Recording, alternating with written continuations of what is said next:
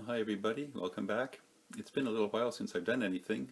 Last one I did was the Bandai group build, and it's been about I guess 5 or 6 days. I haven't really done too much.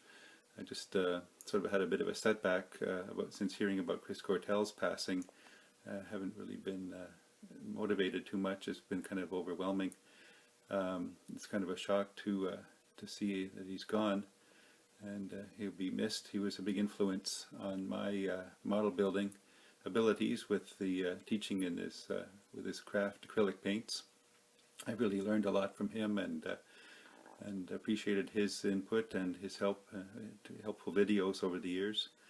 So trying to get back to the bench here and pick a kit to get started on. I've picked one that's been in my stash for quite a while. It's the Robby the Robot movie poster edition. I guess it's a little late to get in on the March into Space group build. I still have about 10 days left. I don't know how long it's going to take me to do this kit. Other things are coming up. I won't be able to start on it today too much.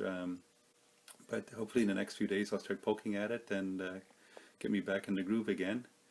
Let me turn this around here and I'll show you what I'm starting with. Okay, like I said, I bought this, I guess it was 2016 according to the price tag. I got a really good deal on it. It was on sale for $25 at the local hobby shop. The Forbidden Planet Polar Lights movie poster edition, Robby the Robot. So everything's still in the bags here. What I usually do sometimes when I'm doing figure kits, I'll take the legs here and put some weight in them, some wood filler, or probably a little larger one like this I'll use some plaster and just fill the legs. There's a good bit of weight, so it's a little more balanced, a little less easily toppled. And I begin putting this together, cleaning up the seams and getting some primer on it.